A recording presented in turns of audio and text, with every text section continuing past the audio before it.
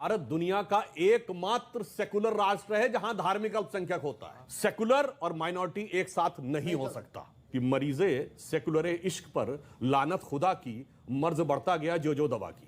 ये भगाना जो है अत्याचार है, अन्याय है। वो अभी धर्म देख के टैक्स लिया जा रहा है मठ मंदिरों से, और मजहब देख के टैक्स खर्च किया जा रहा है। हजारों करोड़ खर्च किया जा रहा है। किसी की मोहब्बत ने मारा जी, किसी को किसी की अदावत ने मारा, और शराफत अली को सेकुलर सियासत ने मारा। वो पत्थर फेंक रहे हैं, पत्थर मत फेंकिए। पत्थर कौन फेंकता सबको पता है। प्लीज ये बात जानते कितनी गंभीर है।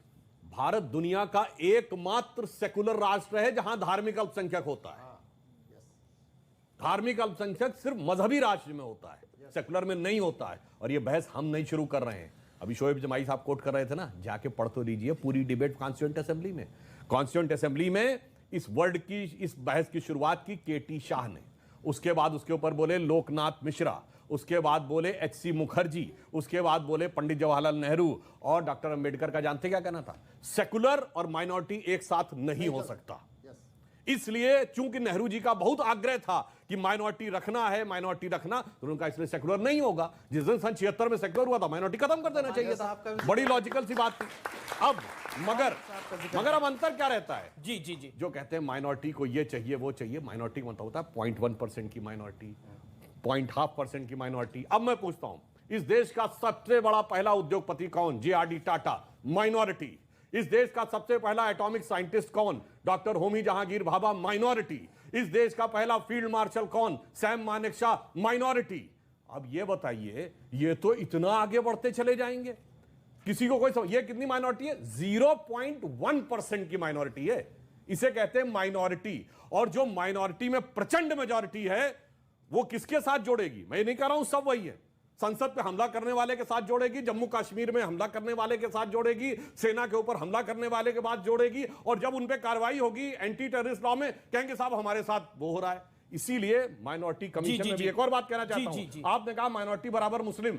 सबसे पहले गैर मुस्लिम को यदि हमने माइनॉरिटी कमीशन का चेयरमैन बनाया तो अटल जी की सरकार के समय में सरदार त्रिलोचन सिंह को हमने बनाया। हमने कहा माइनॉरिटी भी है तो उसमें सबको समान रूप से मौका मिलना चाहिए। जी जी, आप हाथ खड़ा करें, लेकिन नोमानी साहब का वक्त रह गया है। नोमानी साहब आपके 7 सेकंड है, आप अपनी बात को कंप्लीट करिए। मगर ये भी एक लाइन, जी जी, मैं आपको आगे लाइन और कह दूं, जी जी, अगर आप इजाजत हो साहब। जी जी, 10 सेकंड। हकीकत में क्या हुआ, माइनॉरिटी और सेकुलर ने इन्होंने ऐसी राजनीति की कि जो एक पुराना शेर था ना, उसको अगर इसमें ऐड कर दें कि मरीजे सेकुलर इश्क पर लानत खुदा की, मर्ज बढ़ता गया जो दवा की। जी चलिए, तो आप मर्ज को बढ़ाने के लिए अल्पसंख्यक की दवा दे रहे हैं। सर जैसे आपने बोला कश्मीर से उनको भगा दिया गया ना, मतलब कश्मीर तो में जो हिंदूज हैं, भगाया किसने? जो सर नहीं लक्षद्वीप में 0.1% है। वो कश्मीर में जो जिसने भगाया उनको वहां से भगा दिया। आपने बोला कि माइनॉरिटी को, आपने बोला कि माइनॉरिटी को उनको सारी फैसिलिटीज मिलनी चाहिए। आपने बोला ना, चाहे कोई भी हो, सिख मुस्लिम कोई भी हो, ठीक है? तो वो जो आपने बोला उनको सर्विस प्रोवाइड करनी चाहिए, तो वो हिंदूज को प्रोवाइड करनी चाहिए। कश्मीर में, लक्षद्वीप में उनको तो वहां से भगा दिया ना, तो क्यों नहीं मिली उनको? और आपने बोला किसने भगाया? मस्जिदों से तकरीरें हुई भगाने के लिए उस समय। ठीक है, एक सेकंड, नोमानी साहब का जवाब। ये भगाना जो है अत्याचार है, अन्याय है वो। और ये रोकना जो है अथॉरिटी का, सत्ता का काम है। सत्ता के पास सर बिल्कुल आपकी बात सही है, लेकिन बिल्कुल आपकी बात सही है। एक अश्विनी उपाध्याय कुछ कहना चाह रहे हैं, फिर मैं आपकी बात आता हूं। आपकी बड़ी सीधी सी बात है। 40 सेकंड में आर्टिकल 14 कहता है सब समान है, 15 कहता है भेदभाव नहीं होगा, 16 कहता है सबको समान अवसर मिलेगा, 19 कहता है कि कोई भी हिंदू हो या मुसलमान कहीं जाके रह सकते हैं, बस सकते हैं, रोजगार शुरू कर सकते हैं। आर्टिकल 25 कहता है अपने रीतियों का अधिकार है, प्रथा का अधिकार है। फिर अलग से माइनॉरिटी मेजॉरिटी क्यों? मैं ये कह रहा हूं ये माइनॉरिटी मेजॉरिटी खत्म होना चाहिए। आर्टिकल 27 में साफ साफ लिखा हुआ है, न मजहब देख के टैक्स लोगे, न मजहब देख के टैक्स खर्च करोगे। अभी धर्म देख के टैक्स लिया जा रहा है मठ मंदिरों से, और मजहब देख के टैक्स खर्च किया जा रहा है। हजारों करोड़ खर्च किया जा रहा है। एक मिनट रुकिए, एक मिनट।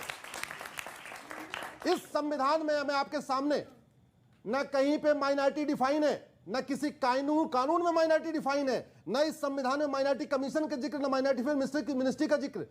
हजारों करोड़ का बजट नरसिम्हा राव ने शुरू किया, मनमोहन सिंह ने शुरू किया, कंटिन्यू चला। आज भी राज्य सरकारें भी खर्च कर रही हैं, केंद्र सरकारें भी खर्च कर रही हैं। केंद्र में माइनॉरिटी कमीशन, राज्य में माइनॉरिटी कमीशन, केंद्र में माइनॉरिटी फिल्म मिनिस्ट्री, राज्य में माइनॉरिटी फिल्म मिनिस्ट्री। तो कहना क्या चाह रहे हैं आप? हम ये कह रहे हैं ये खत्म होना चाहिए, माइनॉरिटी मेजॉरिटी बिल्कुल खत्म। उस भाषण में आपने आखिरी लाइन बोली थी, शराफत अली को उसकी शराफत ने लूटा। क्या मायने हैं? देखिए, मैं ये कहना चाहता हूं, जैसे इन्होंने कहा कि सच्चर कमीशन ने कि रिकमेंडेशन में आया कि इनकी कुछ जगहों पर स्थिति दलितों से बदतर हो गई, पंचर लगाने लगे। पर मैं आपसे पूछना चाहता हूं, जो मैंने बोला था पार्लियामेंट में, जब ये देश आजाद हुआ 564 रियासतें थीं। ये बताइए, कोई पारसी रियासत थी? नहीं। कोई जैन रियासत थी? नहीं। कोई क्रिश्चियन रियासत थी? नहीं। कोई यहूदी रियासत थी? नहीं। एक दो महाराजा पटियाला छोड़ दे सिख रियासतें भी नहीं थी। पर लाइन लगा के मुस्लिम रियासतें थी। नवाब पटौदी, नवाब भोपाल, नवाब जूनागढ़, नवाब हैदराबाद, नवाब लखनऊ, बड़ी बड़ी रॉयल फैमिलीज थी। और फिर भैया पंचर लगाने तक आ गए 63 साल में। ये किसने पहुंचाया यहां तक?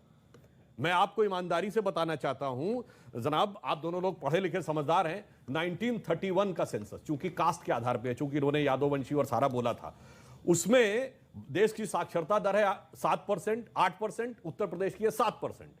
जो हिंदू समाज में सबसे पढ़ी लिखी कम्युनिटी है ब्राह्मण, उसकी साक्षरता दर है 15%, क्षत्रियों की है 13% और सैयद मुसलमानों की 24%, यानी नेशनल एवरेज का 3 गुना। उसके बाद आप 63 साल के बाद पंचर लगाने पे आ गए, तो आप खुद सोचिए कि आप तो इतने पढ़े लिखे, यूपी की ब्यूरोक्रेसी में 47 में 20% मुसलमान, कहां चले गए सब? क्योंकि अपने को पढ़ाई लिखाई से अलग कर लिया और आ गए उस सेकुलर सियासत, माइनॉरिटी सियासत में, सब पढ़ाई लिखाई छोड़कर। क्योंकि अब मैं ये भी बात कहना चाहता, एक मिनट में जो मैं कहना चाह रहा हूं, देखिए, जब तक ये देश सेकुलर नहीं हुआ था ना, तो मुसलमानों में एक से एक ज़हीन लोग होते थे। आप बचपन में हम लोगों ने जितने रेडियो पे सुने, तो बड़े बड़े फनकार कौन होते थे? कैन उस्ताद अमजद अली खां, उस्ताद बिस्मिल्लाह खां, उस्ताद बड़े गुलाम अली खां, बड़े बड़े जितने भी नगमा निगार होते थे, चाहे वो हजरत जयपुरी हो, शकील बदायूनी हो और ये जिगर मुरादाबादी हो, वगैरह वगैरह। अब जब से सेकुलर हो गया तो अबू सलेम, छोटा शकील, मुख्तार अंसारी, याकूब मेनन, इशरत जहां, फलाने, यही हो गए। इसलिए मैंने कहा ये क्यों हुआ? किसी ने समझाया इनको कि हमको बड़ी अदावत है, जैसे इन्होंने कहा संघ, अरे साहब भाजपा को तुमसे बड़ी अदावत है। दूसरों ने कहा हमें तुमसे बड़ी मोहब्बत है। इसलिए मैंने बोला था, किसी को किसी की मोहब्बत ने मारा, किसी को किसी की अदावत ने मारा, और शराफत अली को सेकुलर सियासत ने मारा। मैं ये समझता हूँ कहीं ना कहीं एक सोच पनप रही है कि जो ओबीसी को आरक्षण मिला, जो SC ST को आरक्षण मिला, जिसकी बुनियाद पर उनका सोशल रिलीजियस जो यहाँ से सोशल, ये नया खेल खेल रहे हैं आप, ये नया खेल खेल रहे हैं। देखिए, ये नया खेल खेल रहे हैं और ये गंदा खेल है। ये बोल रहे थे, मैं कुछ नहीं, बिल्कुल आपने गंदा खेल खेल रहे हैं ये अब। अरे बोलने दीजिए। वो पत्थर फेंक रहे हैं, पत्थर मत फेंकिए। पत्थर कौन फेंकता सबको पता है, प्लीज पत्थर मत फेंकिए।